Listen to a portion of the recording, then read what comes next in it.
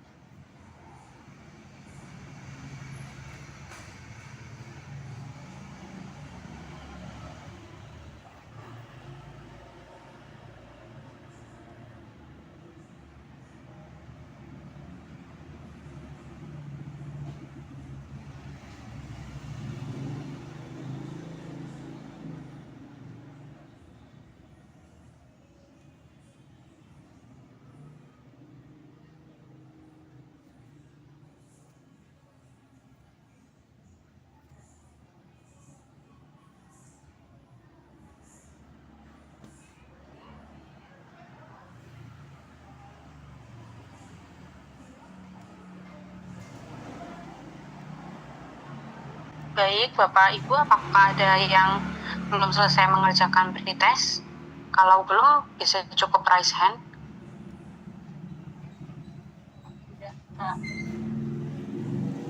Oke, baik, sejauh ini aman ya. Diingatkan kembali, mungkin Bapak Ibu peserta yang belum menghidupkan kamera, harap dihidupkan kameranya untuk mempermudah keaktifan. Ibu Juru Puspawati masih belum selesai untuk proses pretestnya?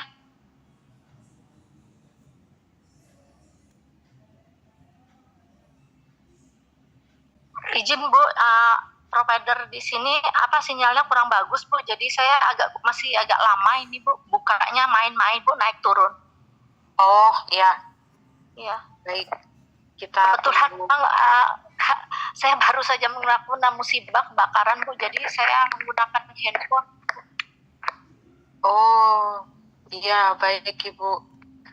Jadi jaringan internet kami memang terputus, jadi kami pakai kuota, jadi agak lama sekali, anginnya keras sekali di sini Bu. Oh iya, baik Ibu. Saya sudah mengerjakan sampai nomor 6 Bu, sebentar Bu, sedikit lagi. Iya. Ya, makasih Bu. Ya, baik. Sambil mungkin karena keterbatasan waktu juga ya Ibu, ini nggak apa-apa untuk kameranya dimatikan saja, tapi Ibu nanti mungkin bisa sambil kelas berjalan juga Ibu. Jadi ini dilanjutkan mungkin pada pukul 13.20 nanti ya Bu, diberi waktu sampai 13.20. Terima kasih Ibu.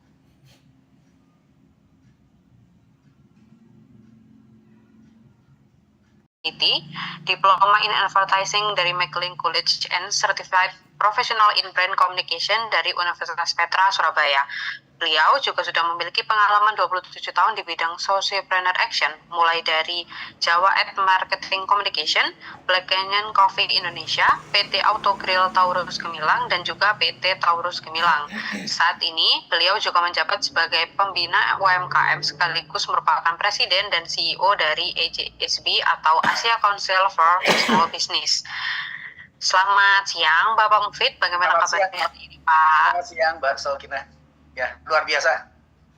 Ya, alhamdulillah sekali. Kita ini sudah bertemukan dengan Bapak Mufid dengan materi yang pastinya luar biasa dan menambah insight dari kawan-kawan semua. Nah, alhamdulillah pada Bapak Mufid Wahyudi, waktu dan tempat kami persilakan. Oke, terima kasih Mbak Solkina. Bismillahirrahmanirrahim. Assalamualaikum warahmatullahi wabarakatuh. Salam sejahtera, Swastiastu, Namo Buddhaya buat kita semuanya ya. Selamat datang Bapak Ibu semuanya di acara Pertamina UMK Academy 2024 ya di tahun ini dengan tema beri energi baru menuju UMK maju. Bapak Ibu, hari ini kita sama-sama belajar ya. Apa nanti yang mungkin saya sampaikan ini bukan saya paling tahu gitu ya, tetapi mungkin saya lebih tahu duluan gitu ya. Nanti kita bisa saling sharing apa yang bisa kita lakukan bersama, khususnya bagi teman-teman UMK gitu ya, yang pasti ingin semua usahanya maju gitu ya. Nah, ini salah satu sarana dari Pertamina untuk memajukan industri atau usaha dari Bapak Ibu semuanya. Ya, izin saya share materi untuk hari ini ya. Kita akan belajar bersama apa yang akan kita lakukan di sesi ini, gitu ya. Oke, sudah bisa melihat semuanya ya apa yang saya share? Oke. Ya, jadi untuk hari ini kita bagaimana bisa menuju kunci sukses untuk UKM yang sukses ya. Jadi apa yang harus kita lakukan? Yang pertama adalah kita harus tahu tantangan dari para UMK di zaman sekarang gitu ya. Jadi kalau ini kita bagi menjadi 4 step gitu ya. Yang pertama adalah bagaimana kita sebagai seorang pengusaha, sebagai seorang entrepreneur gitu ya, bahwa kita ini karena sebagai seorang pengusaha gitu ya, jadi bukan kita lahan atau untuk sarana untuk meminta terutama kepada pemerintah, kepada siapa gitu ya, fasilitas yang selalu kita harus dapatkan gitu ya. Tapi kita sebagai pengusaha, kita sebagai entrepreneur, kita harus bagaimana bisa melihat peluang gitu ya. Apa yang kita bisa lakukan gitu ya. Nah, untuk itu kita harus tahu yang pertama namanya perubahan gitu ya. Karena banyak sekali perubahan yang terjadi apalagi setelah Covid ini ya. Sangat cepat, sangat dinamis gitu ya, perubahan perilaku konsumen gitu ya, perilaku di industri, terus perubahan zaman dan sebagainya itu sangat-sangat cepat gitu ya, sehingga kita harus sangat mengikuti perubahan tersebut gitu ya. Kalau enggak nanti pasti kita akan tertinggal ya. Jadi di perubahan itu banyak sekali gitu ya, ada yang namanya perubahan secara teknologi gitu ya.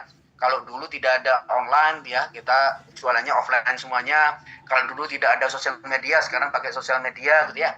Jadi itu sangat cepat perubahannya. Terus begitu juga dari sisi pemerintah gitu ya, regulasi-regulasi karena ada perubahan yang sangat besar, terutama juga regulasinya juga pasti akan berubah gitu ya. Bagaimana juga dari sisi marketnya juga, gitu ya, zamannya sekarang gitu ya. Dari sekarang yang dulu kita gen baby boomers, XY gitu ya, sekarang menjadi gen alpha bahkan gitu ya. Gen Z gitu ya, yang sangat cepat ya mereka mendapatkan informasi, sehingga kita di dalam melakukan usaha juga harus banyak menyesuaikan dengan hal tersebut ya. Jadi perubahan-perubahan itu kita harus sangat pahami dan kita harus ikuti apa yang harus dilakukan gitu ya. Jadi maaf, jangan bangga dengan masa lalu, sudah tidak ada lagi masa lalu, yang ada sekarang bagaimana kita menatap masa depan gitu ya, karena perubahan itu sangat cepat ya.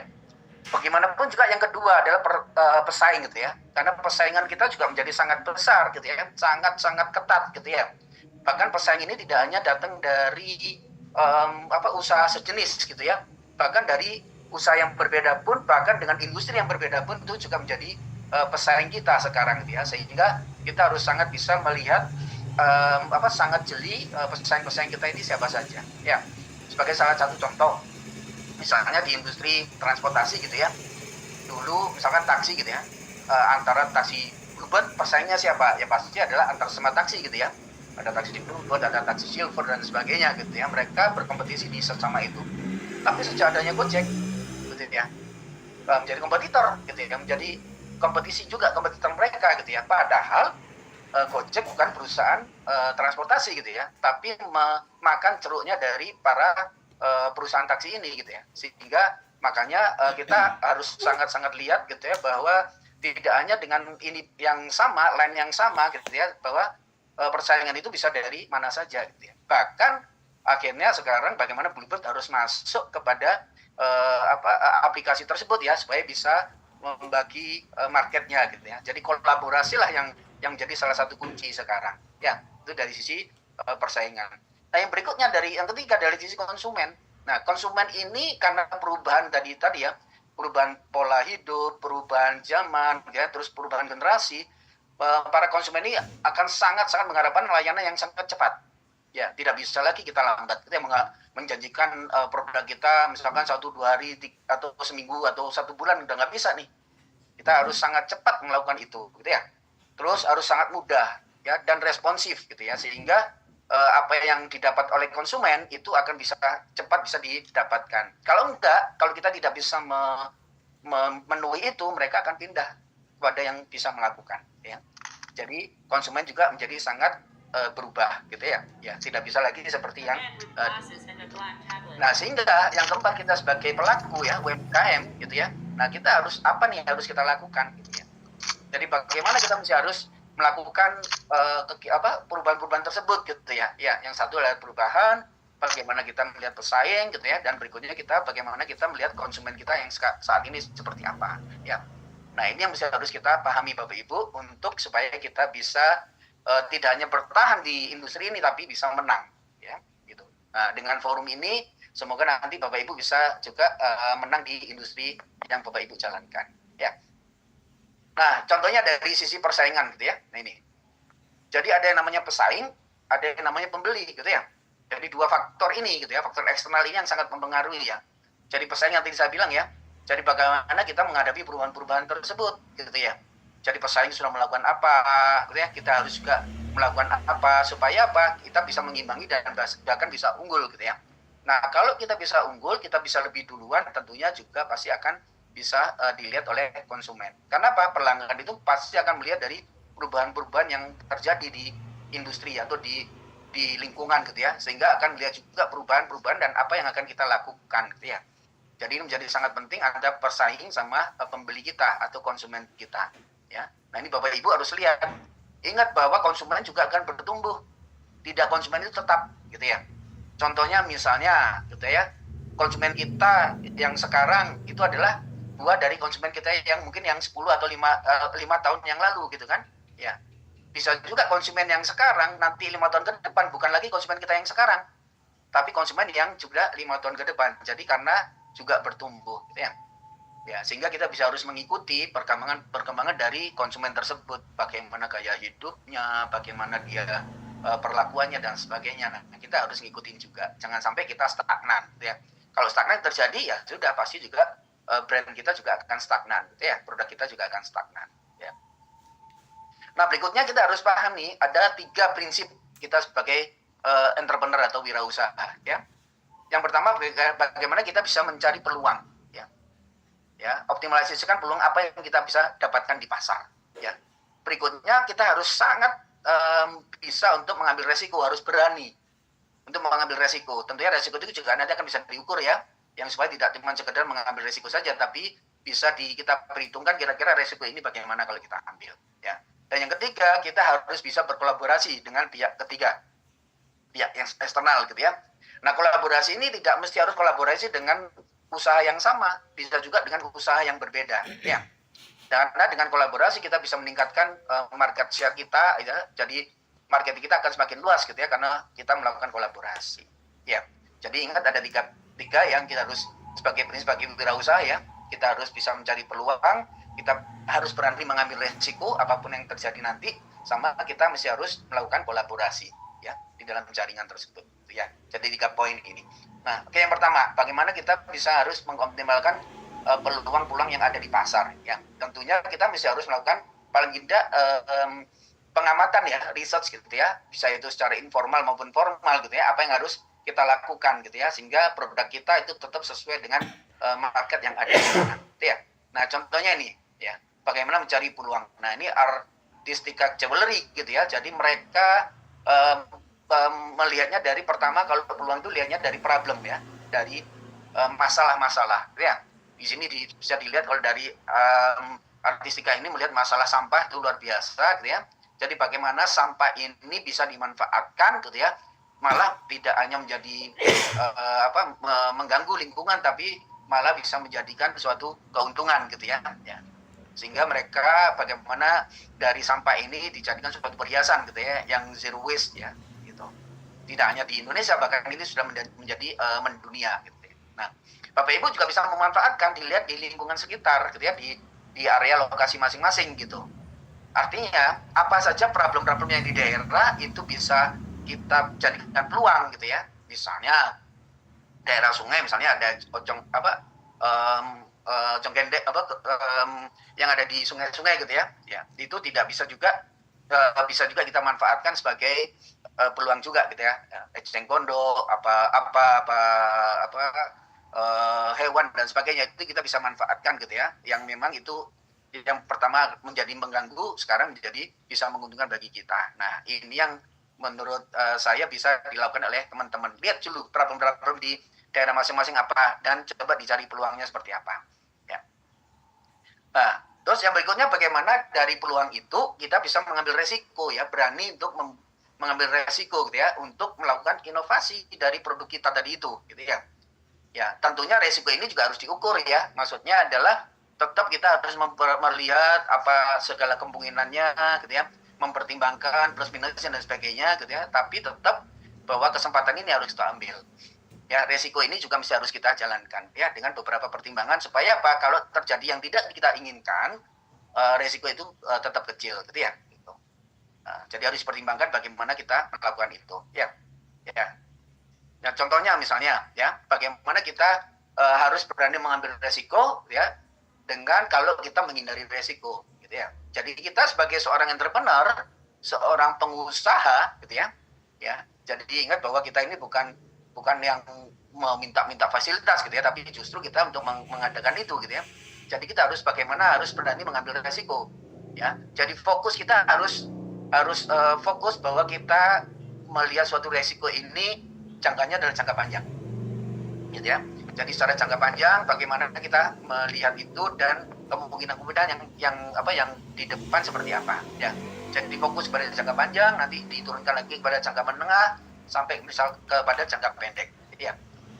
Nah, kalau kita menghindari risiko tentunya pasti jangka pendek aja yang pikirin. Waduh, nanti jangan-jangan begini, jangan-jangan begini, jangan-jangan begini. Nah, ya kalau sudah jangan-jangan ini repot ya, pasti tidak akan berkembang gitu ya. Jadi harus dipikirkan dan harus berani.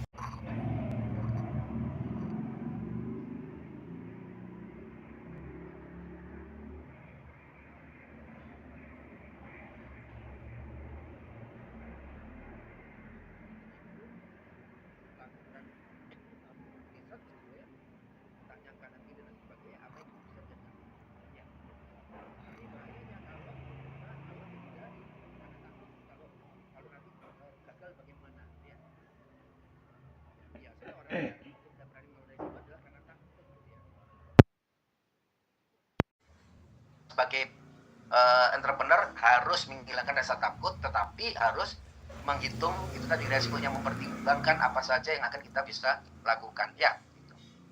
Nah, setelah kita lakukan visi, kita lakukan tindakan gitu ya. Tindakannya berupa apa? Ya kreativitas, inovasi gitu ya. Dari problem tadi ya. Ya, muaranya dari problem tadi. Ada problem apa? Kita lakukan kreativitas dan inovasinya bagaimana supaya bisa menyelesaikan dari problem itu. Ya, problem ini sehingga bisa kita indikasikan kepada masyarakat, justru kepada target market kita ya. Nah, jangan sampai tindakan kita ini yang sifatnya sudah rutinitas gitu ya, sudah nggak mau ya dah gini aja udah aman kok, gini aja sudah dapat duit kok gitu ya. Ya udah tinggal rutinitas, jangan kontrol aja. Nah, kalau sudah di situ Bu, Pak gitu ya, bagi saya gitu ya, kalau kita sudah di situ ya udah tidak akan kita berkembang gitu. Ya, jadi bagaimana tetap melakukan harus aktivitas creativity dan inovasinya. Biar lakukan rutinitas kontrol ini dilakukan oleh siapa? Oleh mungkin anak buah kita, ya, atau manajemen atau karyawan kita, gitu ya. Tugas kita sebagai seorang entrepreneur adalah bagaimana kita melakukan kreativitas, membuat inovasi-inovasi, gitu ya. Sehingga apa? Produk kita atau brand kita selalu berkembang dan mengikuti perkembangan dari zaman. Nah, ini yang mesti harus kita lakukan, gitu ya. Nah, berikutnya ya tentunya kalau kita melakukan itu kita harus percaya diri gitu ya. Jangan nggak percaya diri, kalau tiba-tiba juga ragu-ragu ya udah pasti nggak jadi gitu kan. Karena apa yang kita pikirkan itu pasti juga relate akan apa yang terjadi gitu ya. Jadi kita harus yakin, harus bisa gitu. Kalau saya harus bisa gitu ya. Apapun kita lakukan harus bisa gitu ya. Kita usahakan segala macam cara gitu ya. Nah, kalau pun setelah kita lakukan berbagai cara tidak terjadi, ya itu menurut saya udah namanya takdir ya sudah gitu ya. Tapi kita sudah berusaha gitu. Jangan sampai kita belum berusaha sudah ngomong aduh nggak bisa, aduh udah begini aja, tidak akan berkembang ya. Gitu. Bukan seorang entrepreneur namanya itu ya. Gitu. Nah, berikutnya ya itu tadi selalu harus berkembang gitu ya, belajar selalu supaya untuk berkembang gitu ya. Jangan cepat puas gitu ya. Ya.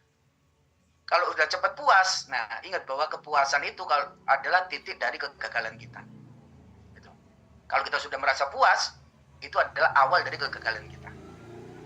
Jadi prinsipnya adalah jangan selalu cepat puas dengan itu ya, selalu ditingkatkan lagi walaupun memang sudah di atas, oke pasti akan bisa lebih lagi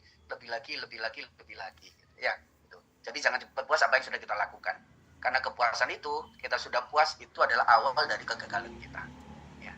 Nah ini yang Bapak Ibu mesti harus camkan ya di diri kita gitu ya, bagaimana ya. Oke, jadi bagaimana kita mengambil resiko ya, tapi terukur ya, resikonya terukur. Bisa kita hitung kalau begini bagaimana, kalau terjadi ini bagaimana, plan A, plan B, plan C bagaimana. Nah itu bisa kita ukur nantinya gitu ya, supaya apa yang kita ambil tadi itu resikonya tidak menjadi besar ya. Nah ini bagaimana kita memitigasi dari resiko tersebut ya. Ada kuadran ya, yang ke atas adalah secara vertikal itu bagaimana kemungkinannya terjadi mulai dari yang rendah sampai tinggi gitu ya. Nah yang horizontal adalah dampak yang dihasilkan ya, dari rendah sampai tinggi. Nah ini bagaimana kita mengklasifikasikan resiko tadi itu, yang tadi saya bilang ya, diukur tadi itu. Nah, kalau misalnya kemungkinannya terjadinya rendah, ya, dampak yang dihasilkan rendah, nah tahan tuh, ya. Tapi kalau kemungkinan terjadinya tinggi dan resikonya rendah, nah pindah aja, gitu ya. Supaya apa? Ini bisa kita manage gitu ya. Nah tapi kalau dampak yang dihasilkan tinggi, kemungkinan yang terjadi rendah, nah itu bisa kita kontrol tuh. Ya.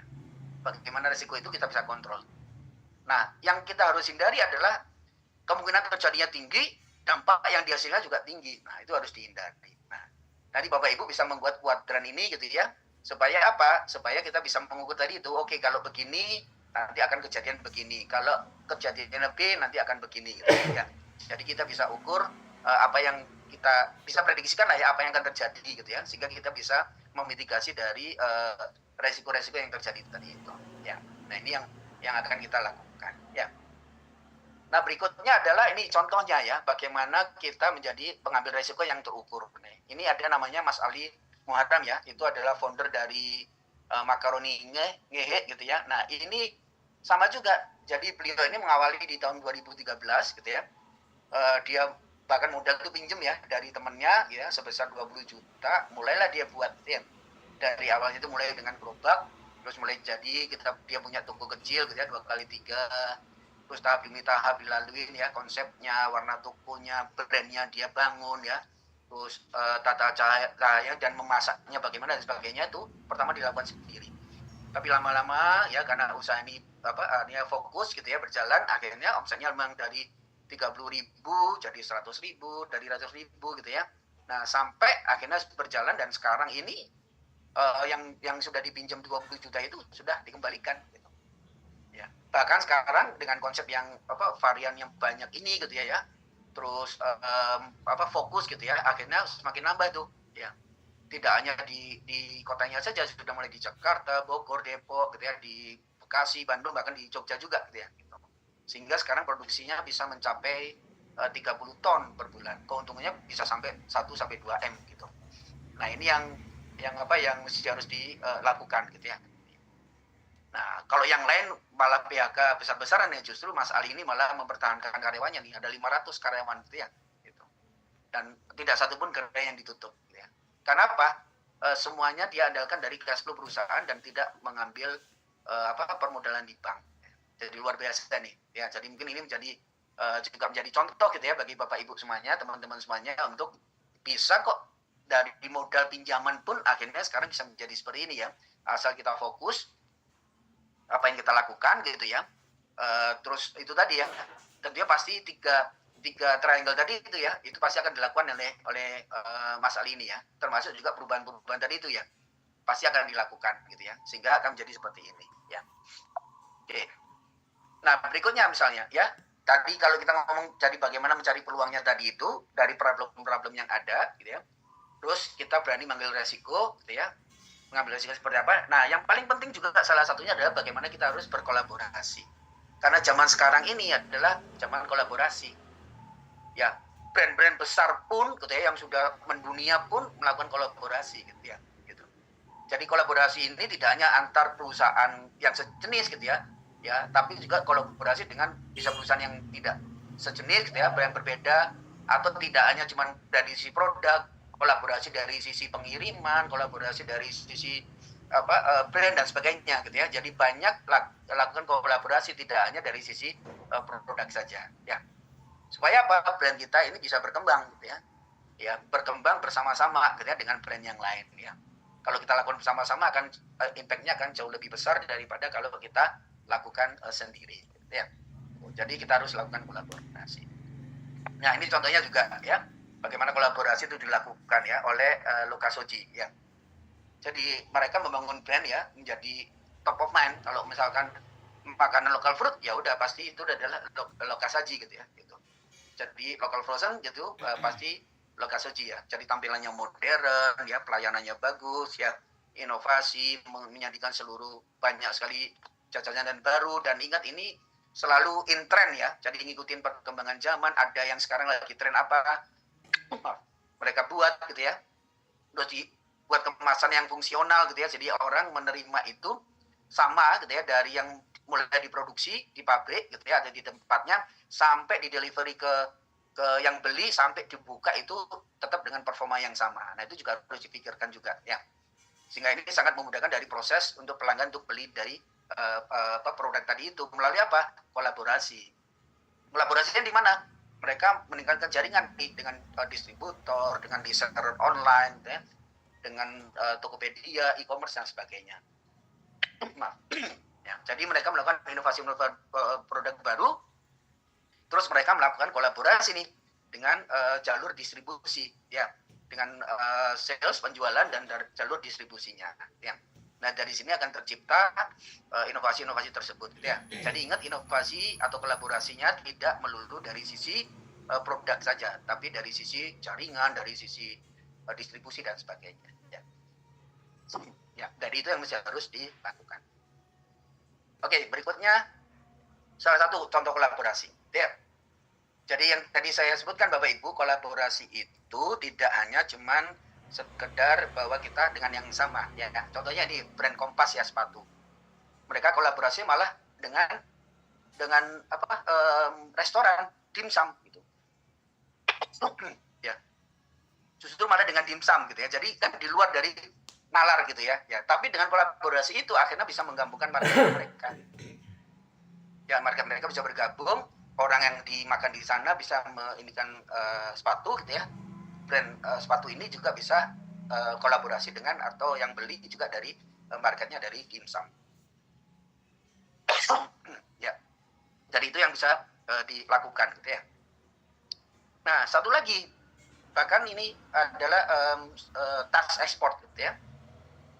Kalau tahu bahwa ekspor itu adalah dulu tas ransel dan sebagainya. Nah, sekarang mereka berkolaborasi bahkan dengan dengan artis gitu ya, dengan Raisa ya, supaya apa? Menaikkan brandnya mereka ya. Jadi contohnya dengan kolaborasi ini bisa dilakukan co-branding gitu ya. Dengan co-branding ini ya, tidak hanya cuma 1 + 1 jadi 2 gitu ya. Jadi 1 + 1 bahkan jadi 3, jadi 4, jadi 5 dan sebagainya ya. Karena apa? Pasti akan berlipat-lipat tuh apa yang mereka lakukan ya. Nah, ini adalah penjelasan materi saya secara singkat gitu ya. Jadi ya, saya ulangi lagi, tadi ada 2 poin ya. Yang pertama adalah bagaimana kita bisa mengikuti perubahan-perubahan ya yang terjadi dengan 4 tadi triangle gitu ya. Jadi dari sisi perubahan sendiri, dari sisi marketnya gitu ya, dari sisi kompetitornya gitu ya, dan dari sisi kita sendiri sebagai UKM ya. Dan kita harus sebagai seorang entrepreneur, kita harus ada yang namanya kita harus bisa paham gitu ya dengan perubahan-perubahan yang terjadi ya, terus sampai kepada bagaimana kita bisa berkolaborasi, mengambil resiko ya, gitu ya, melihat kesempatannya gitu ya, terus mengambil resikonya seperti apa. Dan yang berikutnya adalah kita bisa berkolaborasi dengan apapun gitu ya, tidak hanya di bidang kita yang sama, bisa juga bidang-bidang yang berbeda ya. Dan itu nggak ada masalah, karena itu juga dilakukan oleh sekian banyak brand, bahkan brand internasional pun, misalnya kayak Louis Vuitton, Nike dan sebagainya juga melakukan perubahan-perubahan kolaborasi dengan pihak-pihak ketiga. Ya. Justru ini akan bisa seiring berkolaborasi akan meningkatkan market size, ya. Jadi market kita akan meningkat, kenapa? Mendapatkan supply market dari kolaborator kita tadi itu. Gitu. Itu akan jadi sangat kuat, gitu ya. Jadi zamannya kita udah co-branding aja deh, kolaborasi aja deh, ya, jangan melakukan itu sendiri. Dengan sendiri energinya akan semakin besar. ya. Nah ini Bapak Ibu apa yang bisa saya sampaikan, kita nanti akan lebih banyak kita diskusi saja ya. Silakan nanti silakan yang mau bertanya ya mengenai produknya, mengenai bisnisnya ya, nanti insya Allah nanti kalau yang saya bisa saya berikan advice, saya akan berikan advice ya. Oke, dari saya ini dulu materinya, saya kembalikan ke Mbak Saukina untuk kita lanjut ke sesi diskusi ya. Terima kasih. Baik, terima kasih Bapak Mufid atas presentasinya hari ini. Sekarang kita masuk ke sesi tanya jawab dan diskusi. Silakan Bapak dan Ibu gunakan fitur raise hand atau tulis pertanyaan Anda di kolom chat untuk pertanyaan-pertanyaan yang akan dilontarkan ke Pak Mufid. Izin saya sambil minum ya, agak serak. Ya, nggak apa-apa Bapak. Ya, sambil agak batuk tadi. Silakan yang mungkin ada yang bertanya bisa raise hand. Untuk misalkan konsultasi dengan bisnis yang terjadi sekarang seperti apa, monggo silakan. Mungkin kita ada waktu selama 30 menit ya, 30 sampai 40 menit. Ya.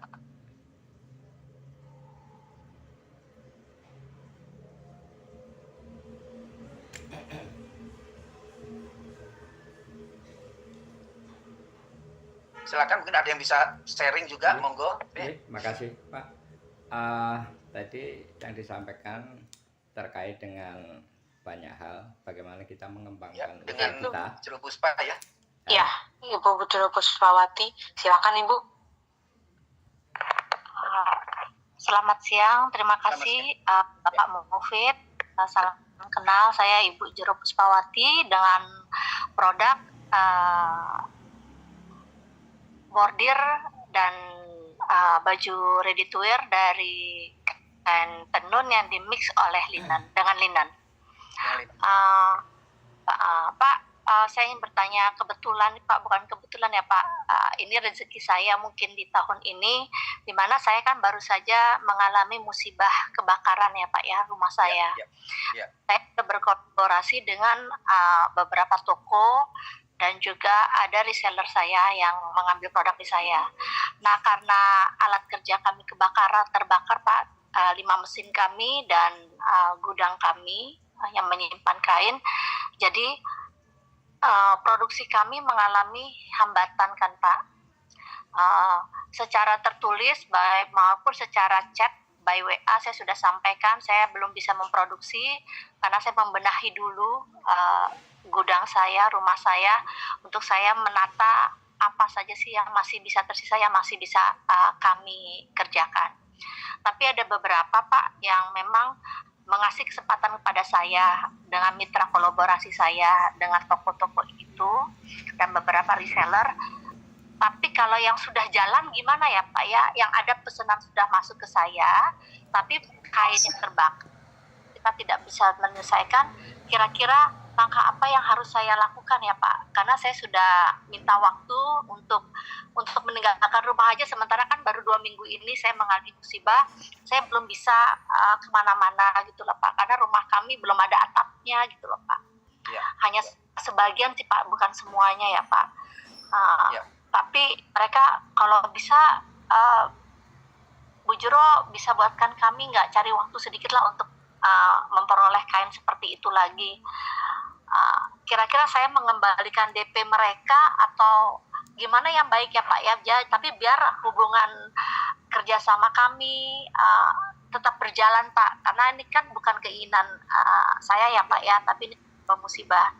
Mohon petunjuknya ya Pak, terima kasih. Ya. Oke, terima kasih Bu Jero.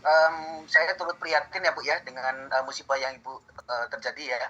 Semoga bisa cepat diselesaikan nih gitu ya, dan kembalilah dari musibah, bangkit dari musibah ini gitu ya. Makasih Pak. Yang kedua, apa yang tadi ditanyakan oleh Bu Jero, bagaimana nih cara untuk mitigasi kan ini ya. Kalau tadi yang saya jelaskan ini bagaimana kan memitigasi gitu ya, terjadi suatu masalah gitu ya. Nah, yang bisa saya sarankan Bu adalah coba di list tadi ya, yang ada 2 kuadran tadi ya. Jadi bagaimana yang skala prioritas dulu. Jadi dibuat skala prioritas 1 yang harus segera diselesaikan.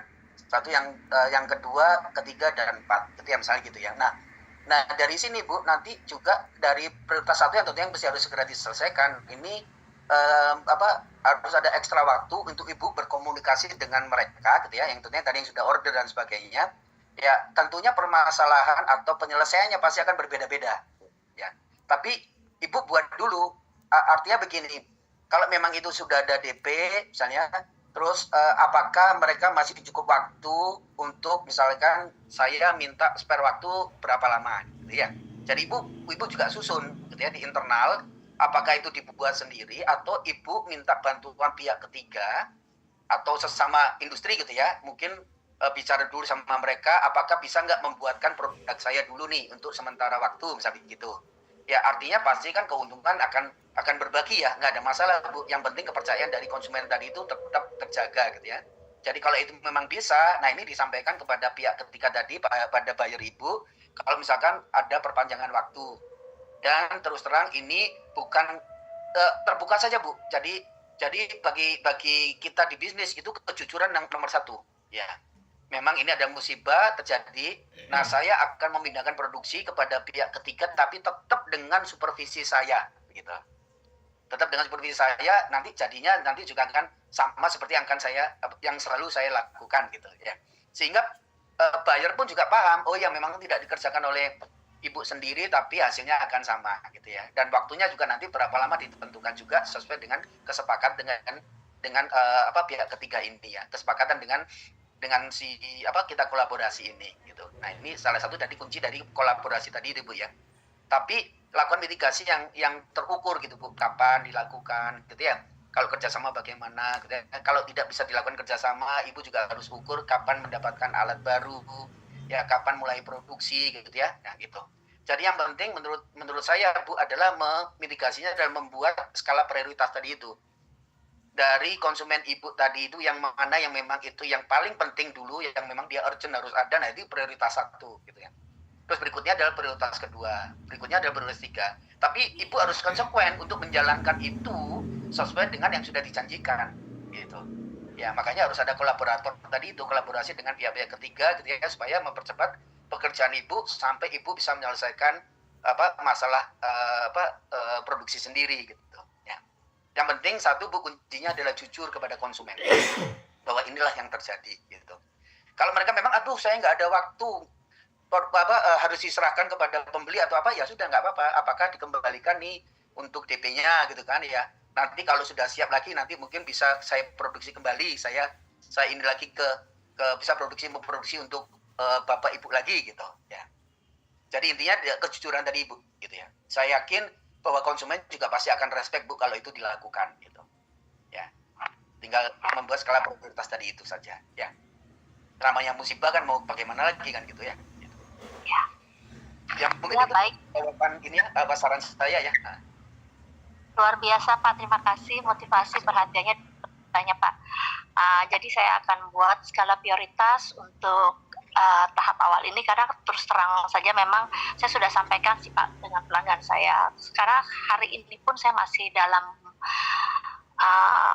proses ya Pak, penanganan dengan psikolog karena trauma yang berkepanjang. Pasti itu terjadi ya. Jadi, saya turut prihatin, sangat paham. Ya, masih ketakutan dan saya takut tadi meninggalkan rumah karena tidak beratap gitu loh Pak, karena hujan angin, dan berusaha untuk menyelamatkan barang-barang. Kayak hari ini saya masih memilah barang-barang mana yang masih bisa kami selamatkan dan kami lihat masih bisa kita pakai. Terima kasih banyak Pak Mufid atas masukannya, luar biasa. Yang penting kan Ibu menatap ke depan Bu, yang belakang yang sudah kejadian kan sudah terjadi gitu ya, yang ke depan bagaimana itu mitigasinya bagaimana ya. Iya siap, semoga Ibu ya, semoga bisa segera pulih kembali. Ya baik, terima kasih Ibu Jero ya. Ya terima kasih Ibu. Ya lanjut dengan Pak Budi ya. Iya Bapak, ini kebetulan dari Pak Budi sharing, alhamdulillah saya juga sudah melakukan kolaborasi dengan produk yang berbeda, tapi sangat berhubungan dan membutuhkan produk saya tungku aromaterapi elektrik dengan beberapa perusahaan penyulingan produksi minyak aromaterapi. Alhamdulillah bisa berjalan sampai sekarang dan saling menguntungkan kedua belah pihak. Nah itu mungkin bisa sharing Pak Budi ya, buat ini teman-teman semuanya ya, apa yang sudah dilakukan dan mungkin awal kesulitannya bagaimana gitu, supaya menjadi pembelajaran bagi teman-teman yang lain ya. masih di mute Pak, silakan dibuka mute-nya, mic-nya. Bisa dibukakan mic-nya dari admin.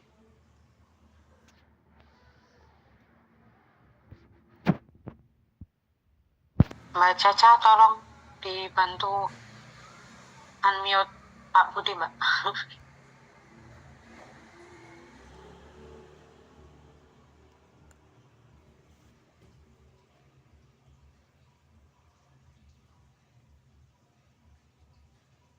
Mungkin kesalahan teknis mic lagi trouble Bapak. Oke. Ya, Jadi mungkin iya, Oke, kita Pak Budi. lanjut. Ya, lanjut. Lanjut pertanyaan dari Bu Neni. Bagaimana menyiasati persaingan harga yang sekiranya di luar Nurul dan homemade persaingan dengan pabrik sehingga harganya nyungsep dan punya kita selalu dibilang dengan harga yang cukup mahal? Iya. Oke. Mungkin bisa disampaikan dulu Mbak Neni apa ininya? Unmute dulu ya, di-unmute coba. Bisa dibantu ya? Oke, silakan Mbak.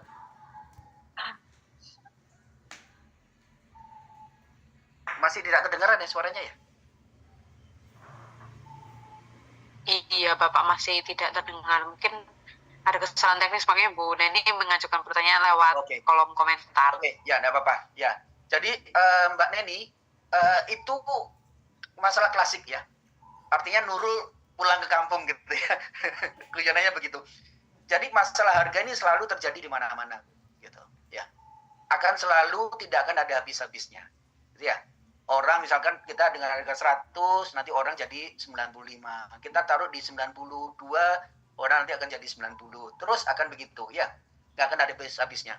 Kalau ya nggak akan habisnya kalau apa? Kalau kita hanya bermain dari sisi harga saja gitu.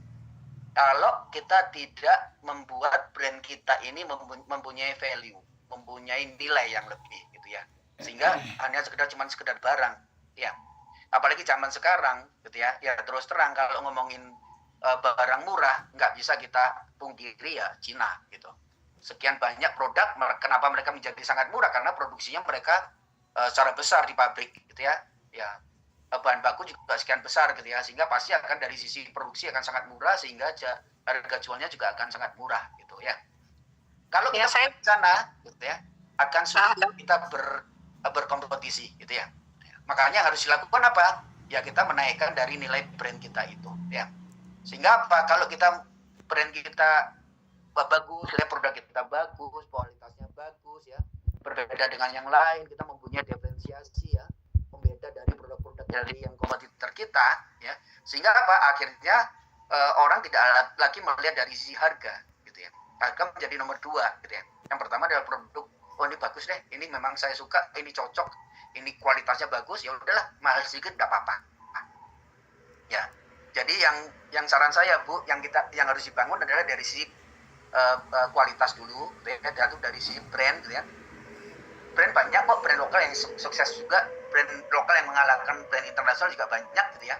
Karena mereka konsisten dengan produknya ya, konsistensi dengan kualitasnya gitu ya. Sehingga dari situ target market atau customer tidak hanya melihat dari harga. Ya, harga menjadi nomor sekian gitu. Nah, jadi itu yang menurut saya belum tahu produk dari Bu Neni ini apa gitu ya, dan apa yang bisa menjadikan pembeda gitu. Ya. Halo, sudah dengar? Ya, udah silakan. Produk saya ada boneka rajut. Oke. Boneka rajut atau amigurumi. Nah, termasuk juga tas rajut, baju rajut. Ya kalau yang boneka rajut ini biasanya persaingnya tuh ya kalangan perajut sendiri. Mereka banting harga, yang penting dia laku. Kita ini yang apa istilahnya, kualitas yang kita pegang kalah. Jadi kita modelnya pakai sistem event-event dinas-dinas aja yang kita jual. Kalau online saya nggak mampu. Gitu. Terus yang kedua yang tas sekarang ini yang tas rajut, pabrik sudah mulai membuat. Nah, sedangkan homemade-nya kita ampun mesti kalah. Mau nggak mau kita harus sistemnya ini bikin tas yang sekiranya pabrik nggak bisa. Yes. Itu. Betul Bu. Ya, jadi memang dibuatnya adalah secara customize gitu ya. Yang memang itu unik, cuma satu, dua. Jadi keunikan tadi itu atau diferensial tadi itu yang harus bisa Ibu buat gitu ya, harus kuatkan di sana gitu ya. Tapi kalau menyamakan dengan produk yang massal ya akan sulit gitu. Pasti harganya akan lebih mahal gitu ya, karena memang apa ya dari sisi equipment ya, peralatan dan sebagainya nggak akan bisa menandingi mereka yang di sisi pabrikan gitu ya. Makanya diferensiasi tadi Ibu, dari perbedaan-perbedaan apa yang Ibu punya, keunikan-keunikan apa gitu ya, sehingga yang beli konsumen itu adalah membelinya dari sisi keunikan tadi itu gitu ya. Ya, artinya bahan boleh sama, tapi kalau desainnya beda, ininya beda gitu ya, komunikasinya beda, itu pasti akan bisa lebih bisa dibeli oleh masyarakat dan sudah tidak ngomongin dari masalah harga lagi Bu gitu. Nah, sekarang coba Ibu cari keunikan-keunikan apa, nggak usah banyak-banyak Bu, 1-2 saja ya, fokuskan saja kepada 1-2 model yang memang unik, yang memang itu berbeda dengan yang lain, udah fokus di sana aja, pasarkan itu. Halo, ini kemarin saya dihubungi. Nah, untuk itu izin saya coba share ya materi kita hari ini, yang memang kita akan fokus di sesi kedua ini, kita akan bicara mengenai keuangan gitu ya. Jadi bagaimana kita rahasia untuk mengelola keuangan untuk bisnis kita bisa lebih lancar gitu ya. Nah, yang perlu kita ketahui, mungkin Bapak Ibu bisa lihat ya. Banyak sekali teman-teman kita para UKM gitu ya yang gulung tikar ya karena adanya TikTok Shop gitu ya. Bahkan banyak waktu itu sampai mengajukan kepada pemerintah gitu ya, karena toko-toko pada tutup gitu ya. Di Tanah Abang juga pada tutup karena adanya TikTok Shop gitu ya. Ya, jadi ini yang mesti harus teman-teman atau Bapak Ibu semuanya pahami dan perhatikan bahwa hal ini tidak bisa dicegah. Karena ini sudah global gitu ya. Mau minta proteksi apapun kepada pemerintah, ya paling sifatnya juga akan menjadi sementara saja gitu kan ya. Nah, apa yang harus kita lakukan? Ya beradaptasi gitu. Bagaimana caranya kita juga bisa juga bersaing gitu ya dengan TikTok Shop dan yang lainnya gitu ya. Ya makanya untuk itu yang kemarin kita diskusikan, tidak hanya melulu dari sisi produk saja, tapi bagaimana kita bisa menguatkan brand kita supaya tidak hanya kita bertarung dengan harga saja gitu ya. Mau sampai kapan kalau kita bertarung dengan harga? Nggak akan ada habisnya gitu ya. Kompetitor ngomongnya 100, kita turunin 95, nanti turunin lagi, kompetitor turunin 90, kita turun lagi, mau sampai kapan gitu ya. Makanya penguatan brand yang menjadi sangat penting gitu ya. Ya, jadi dengan hal berita-berita ini yang memang kita menjadi cukup waspada gitu ya. Tapi juga tidak boleh kita menyerah gitu ya. Tentunya kita mesti harus tahu apa yang harus kita lakukan. Nah, untuk itu salah satu secara internal adalah bagaimana kita menguatkan dari sisi keuangan perusahaan kita agar kita bisa bisnis kita berjalan dengan baik gitu ya. Bahkan bisa menjadi berkembang gitu ya. Nah, apa jadinya kalau kita tidak memahami perhitungan dari pokok penjualan kita? Ya, karena keuangan itu larinya kalau dari awal bagaimana kita melakukan pokok penjualan kita gitu ya. Bahan baku kita berapa, ini berapa dan sebagainya, sampai nanti kepada hasil akhirnya adalah dari harga jual berapa dan keuntungan berapa yang kita bisa terima gitu ya. Jadi ini yang mesti harus Bapak Ibu pahami, bagaimana kita harus bisa membuat harga penjualan gitu ya. Jadi perhitungan harga dari pokok penjualan kita ya.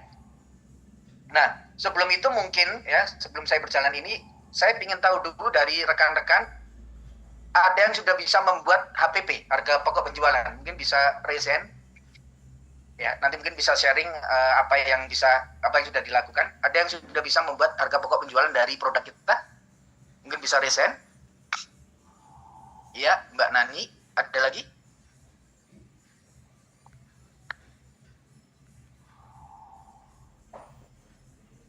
Ya, Mbak Liman ya, Liman Dewi. Terus ada lagi?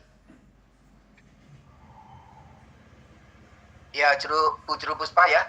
Bu Juru Puspa, Pak Riki, Mas Riki gitu ya. Dan beberapa yang lain ya. Oke, jadi nanti kita sama-sama belajar. Mungkin bisa juga nanti menjadi masukan juga yang sudah pernah membuat dan yang belum pernah membuat, coba mulai dilakukan ya, karena hal ini menjadi sangat penting ya untuk kelangsungan dari bisnis dari Bapak Ibu semuanya ya. Nah, sebelum itu kita harus tahu nih, ya, dari tipikal bisnis apa yang akan kita, apa yang memang sedang kita lakukan gitu ya. Jadi ada 3 jenis usaha. Ya, yang pertama adalah yang usaha yang mengikuti tren. Jadi tren sekarang ini berjalan apa saja gitu ya. Apa yang lagi tren sekarang ya kita ikutin gitu ya. Terus berikutnya adalah perusahaan yang mengikuti dari komoditi. Jadi ada 3 ya komoditi utama ya. Yang pertama adalah sandang, papan, pangan gitu ya.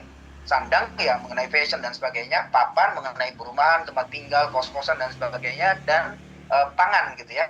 Itu adalah makanan dan minuman gitu ya. Jadi 3 komoditi pokok ini yang memang akan harus selalu ada dan pasti akan selalu ada di mana dunia masih ada, pasti 3 komoditis ini masih ada ya. Dan berikutnya adalah komoditi yang sifatnya spesifik ya, misalnya dari IT, dari spesialis dan sebagainya gitu ya, yang memang itu adalah sifatnya lebih spesifik ya. Oke. Nah, contohnya misalnya kalau yang dari sisi komoditi yang sifatnya tren gitu ya. Sekarang ini banyak gitu ya, misalnya dari sisi ice cream yang dari Cina banyak ya. Ya, ada Mixui, ada Womu dan sebagainya gitu ya. Nah, itu adalah sifatnya yang tren ya. Nah, kalau bisnis tren kita harus melihat nanti potensinya ke depan bagaimana dan berapa lama itu bisnis ini akan berlangsung gitu ya. Ya. Karena memang ini ngikutinya adalah ngikutin dari tren yang saat ini ada.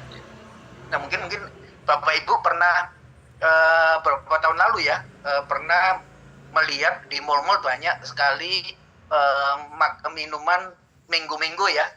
Misalnya Queen Mango, King Mango ya. Jadi jus mangga. Ada yang pernah lihat di mall? Mungkin bisa resen pada saat itu ya, mungkin beberapa tahun yang lalu. Ada ya, gitu. Nah, bisnis ini juga malah tidak hanya cuma 1 tahun ya. Jadi malah masanya cuma 6 bulan saja waktu itu gitu ya, di mana ada panen mangga dan sudah ada gitu ya. Ya. Tapi bisnis ini juga apakah ini rugi? Enggak juga. Jadi mereka memang sudah mengalokasikan, membuat bisnis plan-nya, memang bisnis ini berjalan hanya di 6 bulan saja, maksimal selama 1 tahun gitu.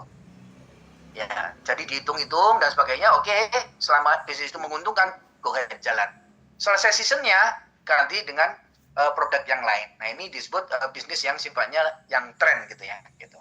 Nah, dengan yang komoditi, ya itu tadi ya, ini lebih panjang karena memang menyangkut kepada 3 kebutuhan pokok utama di kehidupan gitu ya. Dan berikutnya adalah bisnis yang secara spesifik yang memang itu hanya dilakukan oleh orang-orang tertentu dan marketnya juga market tertentu gitu. Ya. Nah, ini tiga jenis usaha yang ada. Nanti silakan Bapak Ibu nanti melihat di bisnis yang mana nih yang sekarang berjalan. Apakah bisnis tren, apa bisnis komoditi atau bisnis spesifik gitu ya. Nah, sehingga bisa nanti melihat nanti ke depannya seperti apa. Ya. Oke. Nah, berikutnya adalah bagaimana kita melihat dari sisi kesuksesan kita gitu ya. Ya. Bagaimana strategi penetapan harga itu adalah salah satu kunci ya suksesnya untuk usaha kita. Makanya kita harus tahu dari market bagaimana gitu ya, kondisi di sekitar seperti apa, berapa harga dari kompetitor dan sebagainya ya. Ya supaya apa? Kita bisa bersaing dan bisa menang di industri kita gitu ya. Nah, tentunya kalau kita sudah menentukan penetapan harga, pasti kalau ditarik mundur kita harus tahu berapa sih nilai produksi kita gitu ya.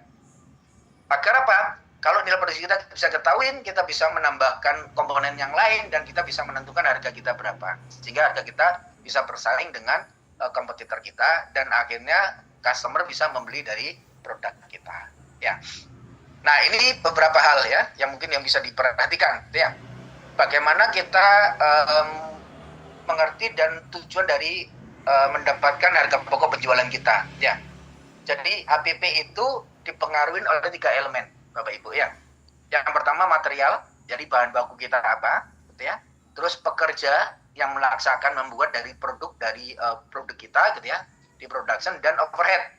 Nah, overhead itu bisa listrik, air, gas dan sebagainya gitu ya. Yang ini juga sangat mempengaruhi dari terjadinya HPP kita tersebut ya. Jadi material, pekerja, overhead gitu ya. Jadi 3 poin ini yang jadi unsur utama ya bagaimana kita bisa menentukan HPP kita ya. Nah, tentu kan setelah kita menentukan HPP kita bisa menentukan harga jual gitu ya. Nah, tapi harus pisahkan benar ya, harga jual ini dipasang mengenai keuangan pribadi dan keuangan perusahaan ya, keuangan usaha gitu ya. Jadi kita harus juga tahu mengenai flow dari keuntungan dari perusahaan kita gitu ya. Ya. Jangan sampai di bisnis ini ya kita akhirnya dari keuangan dari perusahaan gitu ya dipakai oleh keuangan pribadi gitu ya. Jadi ini harus benar-benar dipisahkan antara keuangan pribadi dengan keuangan perusahaan gitu ya. Gitu. Jangan sampai ini tercampur aduk gitu ya.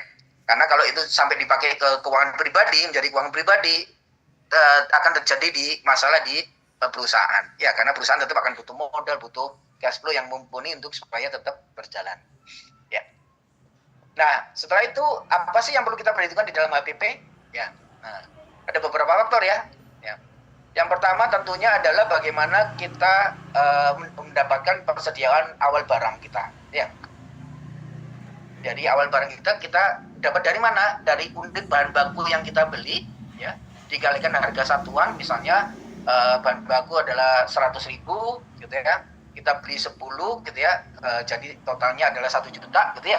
Itu menjadi barang awal dari barang kita, ya. Nah setelah kita produksi ternyata sisa 2, gitu ya. Ya, sisa 2 kalau kalikan 100.000 tadi itu menjadi 200.000, gitu ya. Nah ini menjadi persediaan barang akhir, ya. Jadi ada barang awal yang tadi 10 menjadi barang akhir yang sisa 2, gitu ya. Gitu. Jadi barang awalnya adalah 2 juta, barang akhirnya adalah karena tinggal di sisa 2, 400.000, gitu ya. Nah setelah itu kita harus tahu yang namanya pembelian bersih. Nah pembelian bersih ini adalah dari total pembelian kita tadi ditambah dengan ongkos, ya. Kalau misalkan ada ongkos pembelian, misalnya pembelian kita tadi 2 juta gitu ya, tambah ongkosnya 200.000, jadinya 2.200.000 gitu ya. Gitu. Nah, dari 2.200.000 ini dipotong dengan persediaan akhir barang kita tadi itu, gitu ya, yang jadi 400 gitu ya. Jadi 2.200.000 gitu ya. Ini dari persediaan yang retur tadi itu 200 gitu ya, ditambah misalkan ada potongan 100 gitu ya. Jadi 2.200 dikurangi 300, 400 tambah 100, 500 gitu ya, menjadi 1,7 gitu ya. Jadi 1.200.000 ini adalah pembelian bersih kita, ya. Nah berikutnya ada tenaga kerja. Nah tenaga kerja ini sifatnya juga bermacam-macam ya. Ada yang sifatnya jam-jaman gitu ya. Jadi dihitung dari jam kerjanya, misalnya 1 jam 40.000 gitu ya. Nah tinggal dihitung bekerja berapa lama gitu kan ya. Misalkan bekerja 8 jam dari 40 kali 20.000 misalnya kali 8 jam ya, atau 10.000 lah. Misalkan kali 8 jam berarti 80.000 per hari gitu ya. Atau yang sifatnya harian gitu ya, atau yang sifatnya mingguan atau bulanan ya, tergantung dari skop pekerjaan kita gitu ya. Nah setelah itu baru ada namanya overhead usaha. Jadi total biaya overhead tadi itu ya dibagi dengan basis perhitungan dari overhead-nya tadi. Dan nanti bisa saya jelaskan lebih detail lagi. Ya, jadi ini yang Bapak Ibu mesti harus pahami ya, bagaimana kita untuk melakukan perhitungan dari HPP tersebut. Ya. Oke. Nah, bagaimana sih cara menghitungnya? Ya. Ya, ini adalah cara menghitung untuk pembelian bersih tadi itu. Jadi pembelian bersih ya itu adalah pembelian ditambah dengan ongkos ya, dikurangi dengan apa? Retur pembelian ya. Terus kalau misalkan ada potongan pembelian itu. Ya tadi ya. Jadi 22.200 dikurangi dari 400.000 dari returnya sama potongannya 100.000 misalnya. Ya. Jadi 2.700 dikurangi dari 500, jadi total pembelian bersihnya adalah 1.700.000 ya. Nah, itu kurang lebih ilustrasinya seperti itu ya. Nah, setelah itu kita harus tahu yang namanya HPP. Bagaimana caranya untuk kita menghitung ya HPP itu ya. Ya. Yang pertama adalah dari pembelian bersih tadi kita itu ya, ditambah dengan biaya variabel. Biaya variabel tadi apa aja? Listrik, air dan sebagainya tadi ya. Biaya yang mengikuti dari pembelanjaan gitu ya, untuk produksi dan sebagainya, ditambah dengan biaya tetap. Nah, biaya tetap tadi itu apa? Gaji, listrik, air dan sebagainya. Ya. Setelah itu dari total ini pembelian bersih plus biaya variabel ditambah juga dengan biaya tetapnya gitu ya. Nah, setelah itu baru kita bagi dengan produk yang kita hasilkan. Misalnya produknya hasilnya kita ini kan adalah 100 misal gitu ya. Jadi dari total tadi itu dibagi dengan 100 gitu ya. Jadi ini adalah dari namanya harga pokok penjualan. Ya. Nah, untuk itu bagaimana setelah kita tahu harga pokok penjualan, ya, kita bisa menambahkan nilai nih dalam produk kita ya, di dalam kemasan kita, ya. Nah, di dalam kemasan ya, kita bisa kita harus kenali dari target market kita siapa, ya, konsumen kita ini siapa, ya. Satu, kita identifikasi merek, ya, jadi merek kita bagaimana, merek kompetitor seperti apa, gitu ya, ya. Satu, baru cari referensi desain ya, yang sesuai dengan produk kita, sesuai dengan target market kita, ya. Kenali kompetitor, mereka sudah melakukan apa, kita harus melakukan apa, gali informasi sebanyak-banyaknya apa yang kita bisa dapat, gitu ya, supaya apa, kita bisa tahu lebih dalam dari sisi market kita seperti apa, ya. Nah, setelah itu kita lihat warna dari kemasan kita harus yang lebih menonjol ya, karena kalau misalnya kita jejer di supermarket gitu ya, itu karena kita kemasannya lebih menonjol akan lebih kelihatan ya, sehingga kalau lebih kelihatan akan kesempatannya untuk dibeli oleh orang, diambil itu akan lebih besar ya. Nah, terus berikutnya adalah yang kemarin saya bilang, kita harus juga pikirkan tentang konsumen ya, maunya konsumen itu apa sih gitu ya, mengenai produk kita. Jadi bukan maunya kita, tapi maunya konsumen itu apa gitu ya. Ya, jadi konsumen apa itu baru apa yang mereka mau, baru kita yang harus penuhin gitu ya. Nah, berikutnya adalah secara internal pakai di kemasan itu bahan baku yang kita gunakan yang sesuai ya. Jadi belum tentu juga itu bagus itu sesuai atau mahal itu sesuai ya, tapi memang yang sesuai dengan karakter dari produk kita ya. Jadi 8 elemen inilah yang mesti harus kita berikan supaya kemasan kita, brand kita itu mempunyai nilai lebih ya. Nah, ini salah satu ilustrasi ya yang tadi saya sampaikan ya, bagaimana kita menetapkan harga pokok penjualan gitu ya. Ya. Jadi ini misalnya jenis transaksinya ya, ada listrik dan air gitu ya, nanti berapa unit, terus dibagi per rupiah per unitnya berapa, ketemu nanti totalnya berapa ya. Terus upah pekerja ya tadi saya bilang, misalnya 2 hari ya 2 orang bekerja selama 2 hari, 1 orang bekerja itu sekitar 80.000 gitu ya, kalau misalkan per jamnya 10.000 tadi ya, dengan 8 jam ya, jadi totalnya misalkan 160.000 gitu ya. Biaya kirim misalnya sekitar 200.000 sekitar ya. Jadi keluarlah yang namanya biaya tetap gitu. Nah, ini biaya tetapnya setelah itu ditambahkan dengan variabel cost. Biaya variabel.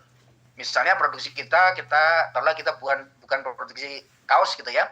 Jadi misalnya ada 100 yang kita produksi ya, nilai misalkan harga kaosnya berapa? 20.000, otomatis menjadi 2 juta gitu ya.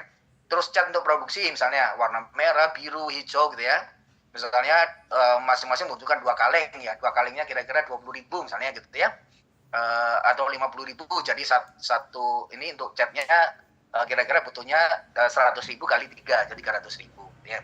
Jadi keluar total biayanya, terus dari biaya tadi ini dibagi biaya per unit. Kalau kita tadi menetapkan membuat produksinya 100, berarti total tadi dibiayakan terus dibagi dengan 100 tadi itu ya. Nah, ini cara bagaimana membuat ini HPP-nya yang nanti saya jelaskan lagi di Excel ya, supaya akan lebih jelas ya, Bapak Ibu bisa melihat nanti bagaimana cara menghitungnya ya. Nah, ingat dalam kita menetapkan harga itu kita harus memisahkan keuangan pribadi kita ya gitu. Jadi antara keuangan pribadi dengan keuangan perusahaan. Nah, ini banyak yang terjadi di teman-teman gitu ya, bahwa karena merasa bahwa ini kan usaha saya dapat jualan ya, dapat uang misalkan 1 juta ya uang saya.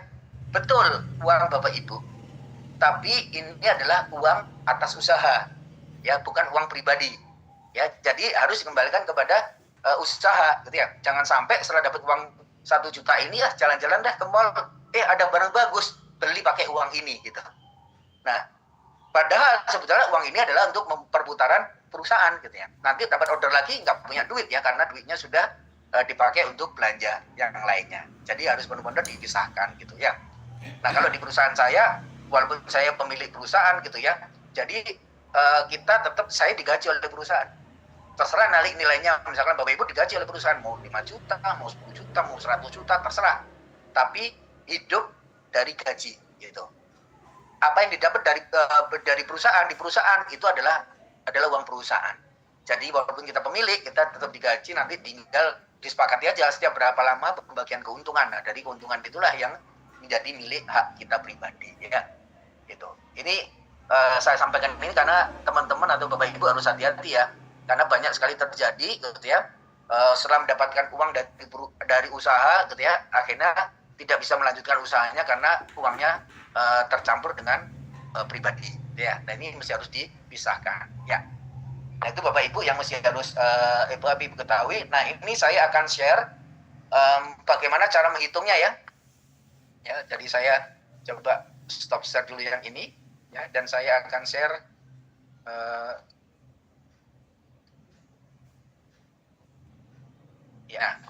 ya, jadi hari ini kita akan bicara bagaimana jurus jitu promosi cepat dan laris, gitu ya. Ya, nah, untuk itu pertama-tama saya ingin tahu dulu nih teman-teman, gitu ya, apa sih apa yang sudah tahu apa itu promosi, gitu ya? Dan kenapa sih kita itu harus melakukan promosi? Mungkin ada teman-teman yang resen, silakan untuk bisa sharing dulu ya, supaya kita agak panas nih untuk kita diskusi, gitu ya. Silakan. Oke, Mbak Rati, silakan. Izin menjawab ya, Mas Pufit. Mas Syaukina. Jadi promosi itu adalah sebuah aktivitas yang dilakukannya menurut saya nih ya Pak. Aktivitas yang kita lakukan sebagai entrepreneur untuk bisa memperkenalkan value produk kita kepada baik itu dia calon customer sampai dia sudah jadi customer loyal kita. Jadi promosi itu never ending, selalu harus dilakukan supaya tujuannya brand kita selalu dikenal dan menjadi top pemikiran di pikiran mereka sehingga outcome-nya nanti bisa ke sales. Oke, jadi value ya, never ending ya. Kalau promosi ya tidak promosi, harus selalu berpromosi ya. Iya, siap Pak Mufid. Karena itu akan selalu akan tercipta sales ya. Ya. Oke, berikutnya Mbak Nurul nih, silakan Mbak Nurul.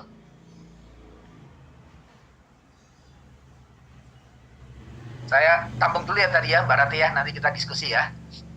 Oke, silakan Mbak Nurul, bisa di-unmute. Unmute dulu Mbak. Iya, maaf Pak. Oke, silakan. Promosi menurut saya adalah cara untuk meningkatkan penjualan produk yang biasanya kita lakukan dengan iklan atau pemotongan harga. Jadi kita pakai diskon di event-event tertentu. Tujuannya untuk mengenalkan produk kita ke calon konsumen dan mencari pelanggan tetap dari konsumen itu. Oke, jadi promosi itu menurut Nurul adalah cara meningkatkan penjualan produk ya, dengan iklan dan harga supaya bisa mendapatkan market ya. Oke, saya stop dulu ya, nanti kita diskusi lagi. Oke, terima kasih Mbak Nurul. Lanjut ke Bu Luh Putu ya. Silakan. Di unmute dulu. Selamat siang Bapak. Selamat siang. Sorry Pak, sambil kerja. Iya, nggak apa-apa, silakan. Menurut saya promosi itu adalah sesuatu yang kita lakukan untuk mengenalkan dan membantu terjadinya penjualan Pak. Ya, sesuatu yang dilakukan untuk perkenalan ya. Mengenalkan produk kita dan akhirnya berujung ke penjualan. Mengenalkan produk kita dan berujungnya kepada jumlah. Jadi mengenalkan produk ya. Dan ujungnya ke penjualan ya. Oke. Dan berbagai ya. Kita simpan, nanti kita akan diskusi bersama ya. Oke. Lanjut ke Mbak Misti, silakan. Baik, menurut saya promosi adalah sebuah strategi untuk meningkatkan penjualan. Strategi untuk meningkatkan penjualan ya. Oke, ada lagi? Sudah. Oke, terima kasih Mbak Misti. Lanjut ke Mbak Liman ya. Ya, selamat siang Bapak. Kalau menurut saya, promosi itu adalah kegiatan untuk menawarkan produk kita kepada konsumen yang baru maupun konsumen kita yang lama gitu, untuk mengenalkan.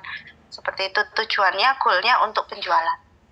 Oke, jadi mengenalkan yang kegiatan untuk menawarkan produk ke konsumen baru dan lama ya. Iya. Untuk menciptakan sales ya. Iya.